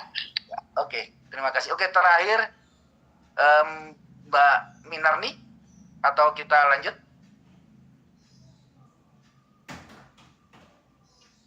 Ya, silakan. Kalau menurut saya Bapak, promosi adalah mengenalkan produk atau brand kepada para customer khalayak untuk lebih mengenal produk kita, Pak. Dan meningkatkan value pada produk kita melalui iklan, konten, atau promo-promo yang lain seperti brosur atau banner atau dan lain-lainnya. Terima kasih Bapak. Ya, terima kasih. Jadi mengenalkan produk untuk meningkatkan value dari brand kita ya. Oke, jadi kita simpan semuanya ya. Nanti saya akan bahas satu persatu ya, supaya nanti teman-teman juga akan bisa lebih paham apa yang akan kita lakukan ya. Oke, saya akan lanjut ya. Nah, apa sih sebetulnya pentingnya kita promosi ya bagi kita ya sebagai seorang UKM ya. Pertama itu kita bisa meningkatkan kesadaran brand. Jadi supaya customer kita ya akhirnya menjadi tahu ya, menjadi paham brand kita gitu ya. Jadi produk kita, brand kita apa, nama produk kita apa dan produknya apa, orang akan menjadi paham gitu ya. Kalau kita tidak lakukan promosi, orang tidak akan tahu kita ini siapa. Makanya banyak sekali walaupun brand-brand yang besar gitu ya, yang gede tetap selalu melakukan promosi gitu ya. Ya. Yang kemarin juga sempat saya singgung ya, case study-nya adalah seperti ini gitu ya. Ya. Ini apa nih? McDonald gitu ya. Ya. Kenapa kita bisa tahu? Karena ini cuman begini aja gitu. McDonald karena mereka selalu melakukan promosi ya untuk menyadarkan masyarakat atau target marketnya mengenai brandnya mereka. Ya. Nah, sehingga dengan kita meningkatkan brand tadi itu dengan promosi, tentunya reputasi dari brand kita itu menjadi positif. Karena orang jadi tahu kan ya, ya. Nah, karena positif akhirnya bisa meningkatkan dari sisi penjualan, ya. Gitu. Nah, dari penjualan kita meningkat, tentunya juga kita akan bisa bertahan di dalam persaingan. Karena kompetitor kita melakukan apa, kita melakukan apa, gitu ya. Jadi tetap sama-sama melakukan promosi sehingga kita bisa tetap bersaing di dalam bisnis kita, ya. Nah, dengan adanya kita promosi, kita bisa membangun hubungan kita dengan pelanggan. Yang tadi ya, yang bisa disampaikan juga beberapa dari teman-teman gitu ya, bagaimana dengan promosi kita bisa membangun kedekatan kita dengan pelanggan ya. Nah, karena kita sudah dekat dengan pelanggan, tentunya pembelian juga pasti akan meningkat ya. Karena kita dekat dengan pelanggan, tentunya pelanggan juga akan repeat ya, selalu akan membeli lagi dari produk kita. Nah, makanya promosi itu penting ya. Ya, cuma nanti seberapa besar, bagaimana caranya dan sebagainya. Nah, ayo sama-sama nanti kita belajar di sesi kita kali ini ya. Oke. Nah, bagaimana sekarang ya promosi itu ya. Jadi promosi itu adalah bentuk komunikasi pemasaran ya, komunikasi kita untuk pemasaran produk kita ya, dengan menyebarkan informasi itu untuk apa? Untuk supaya target market kita itu bisa terpengaruh. Jadi tujuan promosi adalah mempengaruhi target market kita untuk menyukai produk kita, mengetahui brand kita, akhirnya membeli dari produk kita. Jadi tujuannya adalah mempengaruhi, ya, untuk membeli. Jadi percuma kalau komunikasi pemasaran kita tidak bisa mempengaruhi target market kita, ya kan tidak akan beli. Hanya cuma sekedar informasi saja, gitu, ya. Jadi makanya kenapa komunikasi pemasaran kita ini harus mempunyai 5 fungsi ya. Fungsi pertama itu memberikan informasi, yang pertama ya, tahapan pertama ya. Tahapan kedua harus bisa persuading atau bisa membujuk atau mempengaruhi dari konsumen kita supaya nanti akan membeli ya. Jadi mempengaruhi, setelah itu kita reminding, jadi ingatkan terus supaya apa? Tidak lupa gitu ya. Tidak lupa dan tidak beralih kepada produk kompetitor. Makanya kenapa brand-brand besar pun sampai sekarang pun masih terus akan berpromosi dan akan sepanjang masa. Tadi yang disampaikan ya akan selalu berpromosi di mana perusahaan itu ada, di mana produk itu ada, brand itu ada, selalu akan berpromosi. Supaya apa? Orang masyarakat selalu ingat mengenai produk kita. Ingat, masyarakat atau target kita kan tumbuh ya. Yang dulu anak-anak ya sekarang jadi remaja menjadi dewasa menjadi tua dan meninggal gitu ya. Nah, kalau kita tidak berpromosi, orang yang misalnya saya nih berpromosi posisi yang sekarang ini adalah yang dewasa, saya akan nanti akan meninggal, Nah, kalau kita tidak berpromosi di generasi sebelum berikutnya, ya pasti akan berhenti gitu. Ya banyak sekali kan contoh-contoh ya produk yang akhirnya untuk target market sekarang ya usia-usia yang sekarang yang produksi sekarang tidak kenal lagi gitu. Karena apa? Tidak melakukan promosi lagi gitu. Ya makanya promosi itu harus dilakukan selalu terus-menerus ya. Nah, setelah kita ingatkan terus-menerus, ya kita harus ada tambahkan nilai, adding value ya. Jadi di dalam promosi kita itu harus ada nilainya, tidak hanya cuma sekedar promosi, cuma ada logonya, ada tulisannya, enggak. Tapi harus ada nilai di situ bahwa produk yang kita buat ini sesuai dengan target market kita tadi itu. Gitu. Harus masuk ke dalam promosi kita tadi itu. Ya. Nah berikutnya harus juga ada satu poin adalah assisting. Jadi bagaimana dari promosi ini kita bisa mendampingi dari upaya perusahaan, contohnya misalnya kita masuk kepada program CSR gitu ya, terus kita peduli kepada lingkungan dan sebagainya, sehingga apa, ada added value yang dilihat oleh target market kita bahwa perusahaan kita ini juga peduli di lingkungan, peduli kepada masyarakat sekitar gitu ya, peduli kepada disabilitas misalnya gitu ya. Jadi ada added value-nya, ada nilai lebih yang kita berikan kepada konsumen gitu ya mengenai produk kita ya. Jadi 5 fungsi ini harus ada di setiap kali komunikasi pemasaran kita. Ya. Yang pertama adalah informing, memberikan informasi, persuading, membujuk, mempengaruhi, setelah itu baru mengingatkan terus ya masyarakat, dan harus ada added value-nya, setelah itu harus ada value yang lebih juga untuk perusahaan. Ya. Jadi ini yang harus selalu ada. Ya. Sehingga di dalam membuat kita kampanye tadi itu, misalnya brosur gitu ya, tidak mesti harus seluruh apa yang kita punya itu dimasukkan semuanya di situ. Karena mengingat harganya mahal nih, udahlah semuanya dimasukin. Logonya masukin, fotonya sebanyak-banyak dimasukin, informasinya sebanyak-banyak dimasukin gitu ya, gitu. Apakah begitu? Enggak. Itu malah tidak efektif ya. Orang malah akan jadi bingung, ini sebetulnya dijual apa sih sekian banyak gitu ya. Jadi jangan semua informasi dimasukkan ke dalam satu media tersebut. Terlalu banyak, nggak sanggup untuk target market ini membaca itu semuanya. Sehingga apa yang harus dilakukan? Buat aja sesimpel mungkin. Ya, satu pesan saja yang kita mau sampaikan apa? Ya, misalnya produk saya ini adalah produk untuk untuk kesehatan gitu ya. Untuk supaya orang setelah minum jamu saya ini sehat ya udah cukup itu aja ya, nggak perlu dimasukkan lagi yang lainnya ya, cukup satu aja. Kalau nggak misalkan ada informasi yang disampaikan lebih dari satu nggak apa-apa, 2 gitu ya. Kalau misalkan ada lebih, buat brosur yang lain untuk yang lainnya ya.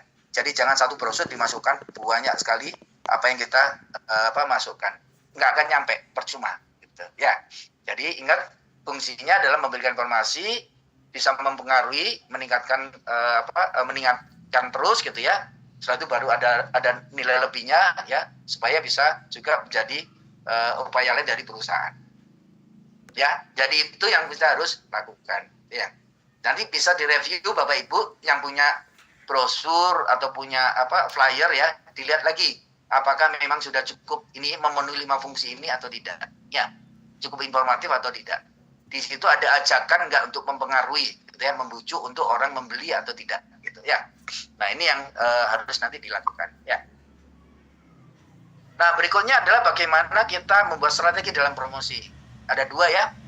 Jadi promosi dari sisi produk, ya, dan promosi bagaimana kita menciptakan permintaan, gitu ya. Nah pada produk ya tentunya itu tadi, bagaimana kita memperkenalkan produk kita ke pasar, gitu ya. Ya, terus dengan sampling, kemasan dan sebagainya supaya orang jadi tahu gitu ya produk kita seperti apa. Ya. Nah, yang berikutnya adalah menciptakan permintaan. Bagaimana untuk membuat pelanggan itu datang ke kita gitu ya. Ya, dengan konsep yang bagus, dengan produk yang bagus ya, lakukan pameran atau apapun gitu ya, sehingga mereka akan datang ke kita. Jadi bukan kita yang datang ke konsumen, justru konsumen yang akan mencari produk kita. Ya. Kalau kita mempunyai sesuatu yang value yang bagus di produk atau brand kita ya. Jadi bisa menciptakan permintaan ya. Jadi promosi produk sama menciptakan permintaan ya. Nah, bagaimana strateginya? Yang pertama adalah kita harus ada yang namanya ide promosi. Ya, ide promosi ini bisa sifatnya tuh sales promotion, ada diskon, ada buy one get one, ada kasih voucher, bundling dan sebagainya gitu ya. Kita bisa lakukan, terserah nanti teman-teman Bapak Ibu apa aja bisa dilakukan, silakan sesuaikan dengan produknya gitu ya.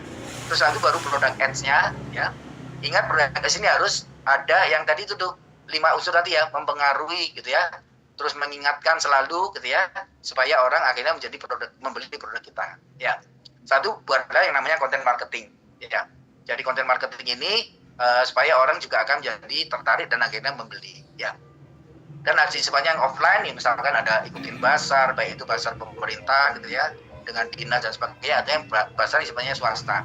Tapi ingat di dalam pasar ini harus segmennya harus tepat ya. Bapak Ibu punya produk apa ya harus sesuaikan dengan segmennya. Jangan asal semua pasar ikutin ya. Nanti ujung-ujungnya loh kok nggak laku. Ya dilihat dulu ternyata produknya tidak sesuai dengan target market yang datang di pasar tersebut gitu. Ya. Nah, bagaimana cara menentukan kesesuaiannya? Ya dilihat dulu pasarnya itu apa, komunitasnya apa yang datang, di mana tempatnya, kapan waktunya gitu ya. Jadi harus disesuaikan dengan produk kita ya. Nah itu Ibu lihat ada ada QR code ya, itu bisa di scan. Nah di situ ada panduan lengkap untuk bagaimana kita menjalani promosi ya. Silakan di scan, nanti silakan dipelajari gitu ya. Terus nanti tidak di forum ini ya, silakan setelah forum ini selesai, nah silakan dipelajari bagaimana step by stepnya untuk membuat promosi penjualan ya. Itu silakan nanti di scan. Nah itu dari sisi ide promosi. Nah bagaimana kita mengimplementasikan promosinya? Nah ada 4 hal ya. Yang kita bisa diperhatikan adalah kapan, yang tadi saya bilang ya. Jadi harus ada momentumnya kapan nih kita melakukan promosi itu ya. Jadi kita harus bisa memanfaatkan waktu-waktu tertentu ya supaya apa, hype-nya pelanggan, jadi spiritnya pelanggan itu selalu kejaga ya. Sesuaikan misalnya tahun baru, lebaran, kita Natal ya Imlek dan sebagainya, itu sesuaikan sehingga apa, produk kita juga promosinya juga menyesuaikan dari event-event tertentu tadi itu ya. Kalau lebaran ya dikemas kemasan lebaran, kalau Natal dikemas Natal dan sebagainya gitu ya. Sehingga orang akan menjadi tertarik karena mengikuti dari event-event tersebut. Ya, itu dari sisi waktu. Kedua, di mana? Nah, yang tadi saya bilang ya, kita harus perhatikan channelnya gitu ya. Jadi tidak mesti harus kita semua ikutin, semua masukin enggak, tapi kita harus tahu di mana kita harus lakukan itu supaya apa? Nyampe di target market kita dan akhirnya target market kita mau membeli dari produk kita ya. Jadi kapan, di mana, terus apa. Nah apa ini juga mesti harus disesuaikan ya. Produk kita apa disesuaikan dengan kegiatan-kegiatan tersebut ya. Nah bisa saja nanti pada waktu kegiatan tersebut dibundling, bisa kolaborasi yang saya sampaikan di sesi 1 kemarin ya, 2 hari lalu ya, kolaborasi dengan siapa gitu ya, supaya apa, produk kita ini bisa diterima di kalangan tersebut ya. Nah berikutnya kita harus tahu siapa, jadi target market kita ini siapa, pelanggan kita ini siapa gitu ya, supaya sasaran yang kita promosi yang kita sasar itu tepat di tujuannya ya gitu ya. Ibaratnya kalau ngomongin perang gitu ya, tidak perlu kita cuma satu titik aja di satu lokasi kita pakai mesin brand ya, tembak sekian banyak, akan keluar energi besar, biayanya mahal gitu ya. Jadi nggak perlu gitu ya. Hanya cuman satu titik kita pakai bom ya, kegedean juga, cost-nya jadi mahal gitu. Nah cukup satu titik itu kita pakai sniper, ditembak satu peluru aja sudah langsung tepat sasaran. Nah ibaratnya begitu promosi itu ya. Jadi promosi juga tidak mesti harus selalu mahal, nggak harus selalu besar gitu ya, tapi cukup promosi itu bagaimana kita tepat sasaran kepada siapa, kepada target market kita. Yang target market itu tertentu Bapak Ibu, misalkan produk, saya jualan nanti produk saya ini buat semuanya, mulai dari anak-anak sampai ke orang dewasa sampai orang tua. Nggak mungkin Bu, nggak bisa, produk itu akan menyasar ke seluruh lapisan. Jadi kita sesuaikan yang utama siapa. Jadi ada namanya primary target market. Target market utama itu kita siapa. Misalnya target market kita kita adalah ibu-ibu rumah tangga misalnya gitu ya. Terus sekunderinya siapa? Anak-anak gitu misalnya. Misalnya kita jualan susu anak gitu ya. Target kita siapa? Profesional? Nggak mungkin gitu ya. Target kita siapa? Berarti adalah ibu-ibu gitu. Itu adalah primary-nya. Jadi target utamanya. Secondary-nya siapa? Anak-anaknya. Ya, supaya anak-anak ini meminta ibunya untuk membelikan susu tersebut. Nah, contohnya seperti itu ya. Jadi tidak semua orang, semua kalangan kita sasar. Jadi kita fokus target market kita siapa? Ya, primary target market, secondary-nya siapa? Ya, makanya kita harus tahu siapa sasaran kita. Ya. Jadi bagaimana kita mengimplementasikan promosi ini? Ya, ada 4 poin. Kapan kita lakukan?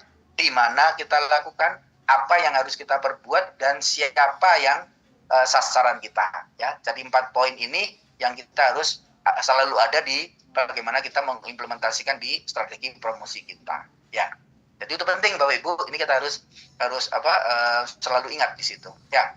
Nah, ini salah satu bagaimana kita melakukan promosi yang sifatnya online dan offline. Ya. Bagaimana kita harus tepat gitu ya untuk melakukan penyesuaian gitu ya. Ya, jadi target masa dan tadi saya sampaikan ya, dari target pasar kita seperti apa yang nanti akan menentukan budget dari promosi kita berapa dan tujuan kita berpromosi apa gitu ya. Terus bagaimana kita promosikan produk dan jasa kita gitu ya. Ya tentunya kalau online itu ada flash sale misalnya contohnya ya. Ada sosial media marketing dengan IG, dengan Facebook dan sebagainya gitu ya. Terus ada konten marketing dengan diskon dan sebagainya. Nah kalau offline misalnya kita titip di toko gitu ya, atau konsinyasi, kita harus tahu ya produk kita ini ditaruh di mana. Kalau bisa kita mempengaruhi pemilik toko bahwa produk saya harus ada di depan misalnya gitu ya. Harus ada di stack pin yang depan ya, di rak yang depan, jangan sampai produk kita itu di ujung, di atas gitu ya, sehingga nggak kelihatan gitu ya. Karena apa? Semakin besar kesempatan orang melihat, otomatis semakin besar kesempatannya untuk produk kita terbeli ya. Jadi kita harus tahu, harus kita atur ya di tempat mana produk kita ini diatur di toko ya. Nah berikutnya adalah dengan promosi yang sifatnya lebih di offline gitu ya, yang misalkan ada spanduk ya, ada banner, ada macam-macam begitu ya, yang sifatnya apakah buy one get one atau apa ya gitu. Atau nanti di sasaran-sasaran di expo ya. Tapi ingat tadi yang saya bilang ya, expo juga harus dilihat exponya sesuai tidak dengan target market kita gitu ya, sehingga produk kita bisa terbeli gitu ya. Kalau nggak sesuai percuma juga ya, akan buang biaya kita dan waktu kita di sana ya. Oke. Nah ini saya ingin tahu juga ya pengalaman dari teman-teman dalam melakukan strategi promosi ya. Mungkin ada pengalaman yang baik, ada pengalaman yang nggak baik gitu ya, yang buruk ya. Mungkin silakan nanti bisa share, mungkin saya batasin 5 orang yang mungkin bisa share untuk pengalaman apa yang sudah dilakukan di dalam promosi di produknya Bapak Ibu semuanya. Ya, silakan mungkin Resen ada yang punya pengalaman ya. Saya close ini ya dulu ya materinya. Oke, ada Bu Liman ya, silakan mungkin sharing apa yang sudah dilakukan dan pengalamannya baik atau buruk, nggak apa-apa ya kita sharing itu ya. Silakan. Terima kasih Bapak. Kalau saya sih untuk pertama-tama waktu mulai usaha ya Bapak ya, karena produk kita kan masih produk baru juga, penggunaannya kita juga fokusnya ke sorghum, yang sebenarnya sorghum sendiri itu merupakan tanaman asli dari Buleleng, dari Singaraja, tapi banyak masyarakat yang di Singaraja itu sudah tidak mengenal apa itu sorghum gitu Bapak. Jadi untuk mengenalkan produk saya sebagai ini produk baru, itu kita giat mengikuti kegiatan promosi lewat yang diadakan oleh dinas setempat ya Bapak. Seperti itu kami juga ngadakan ikut kegiatan Car Free Day juga setiap hari Minggu seperti itu. Terus kita juga promosi di online Bapak. Memang kita pakai yang berbayar Bapak, terutama yang di Facebook gitu. Ya sempat juga saya pakai WhatsApp Blast itu Bapak, yang WhatsApp Blast. Nah yang pengalaman kalau lewat pameran oke lah Bapak, walaupun penjualannya nggak sesuai dengan target tapi masih oke, bisa diterima dengan oleh ya masih impact-nya masih baik gitu Pak. Ya kalau promosi di Facebook juga kita dapat ini orang-orang baru, customer baru itu banyak seperti itu. Nah kalau yang pengalaman buruk itu di WhatsApp Blast, ternyata nggak efisien kalau sudah bilang sih seperti itu.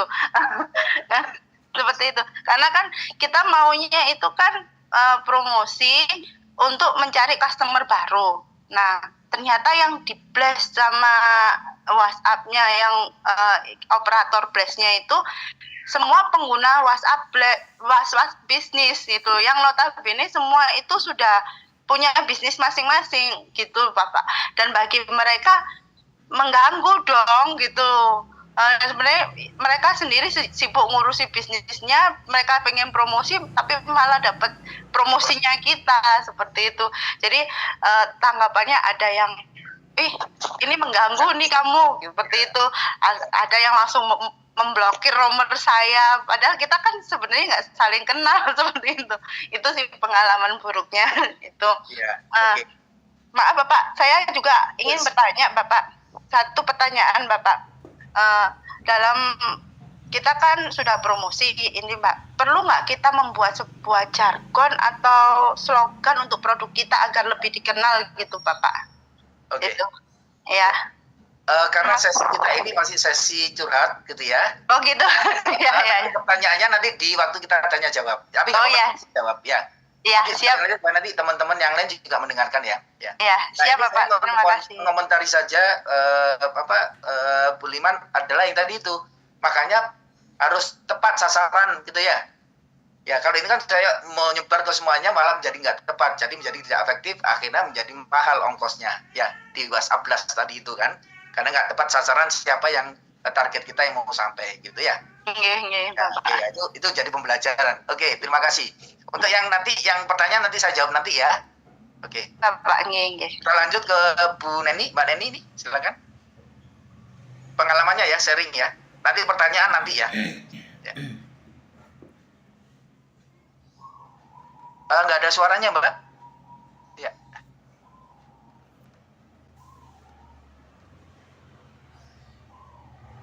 Masih nggak ada suaranya.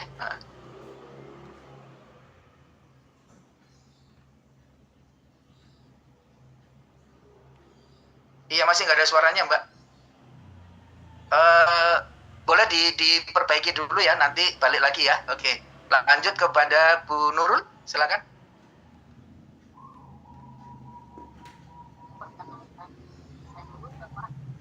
Kurang keras sedikit Mbak suaranya, mungkin didekatkan ya. Kan Bapak, saya dari Jember, produk saya adalah kopi Robusta rempah. Kami ini sudah kopi Robusta rempah itu kan belum dikenal banyak orang.